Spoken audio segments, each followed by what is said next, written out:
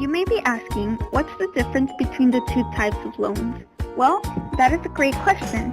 A subsidized loan is money that the student borrows from the federal government without paying the low interest rates as long as you're a student. A direct subsidized loans rate can be waived or paid by the government as long as you are 1. Attending school at least half time, or 2. The first 6 months that you graduate from a 4-year university, which is known as the grace period. The government actually gives us something. They don't always take everything from us.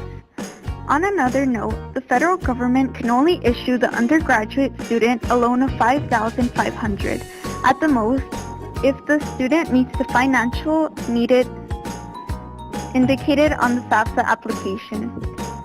Sadly, you cannot borrow any more money than the loan limit, or else you will have to borrow from a private source or a third party like a bank, where the interest rate accumulates.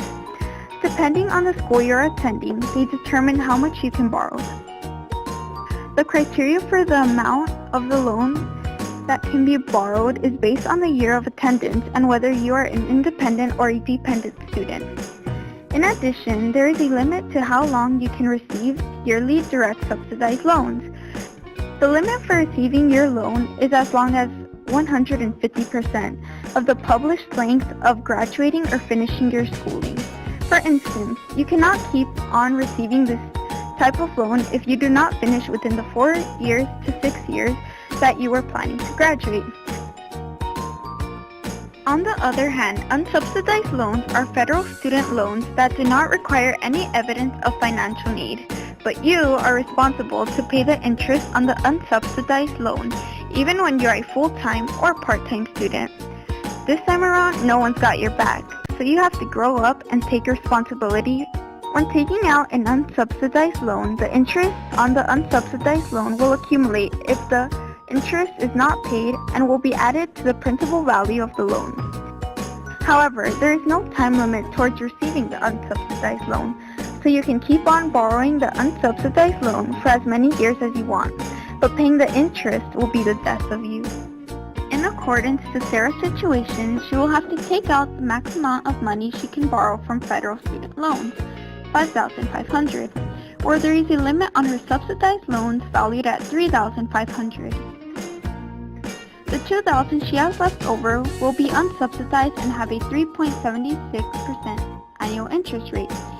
Upon receiving her federal student loans, USC will disburse, or in other words, may pay out her student loan that will cover each of her years of attendance. The money that she was loaned is first directed toward paying Sarah's tuition, room and board, and other personal expenses, in order to make sure that Sarah is using her loan for school purposes. If Sarah decides that she was loaned too much money and does not need it, she may cancel her loan within 120 days of disbursement, without any interest or other fees charged. You may be asking, why would she give back any extra money that her school loaned her? She has free money to spend after all. Well, don't get all greedy now, and note that you will still have to pay for the money that was loaned to you, and with interest if you're taking out an unsubsidized loan. The lesser the amount of your student loan, the easier it is for you to pay back the loans in the long run. One last thing Sarah needs to consider upon receiving her disbursements is that 1.068% of each disbursement will be deducted and she will not receive exactly what she borrowed. On the downside, Sarah will still have to pay the entire loan, including the money she did not receive from the loan fee after graduation. Life is not fair. Deal with it. After borrowing $5,500 in federal student loans, her cost of attendance per year decreases to about $3,603.03, which is what her family contribution would be. Since Sarah will be a full-time undergraduate student living on campus, she is dependent on her parents to pay the rest of her yearly costs. The $3,603.03, and let's give a round of applause to Sarah's parents. You gotta give them some credit.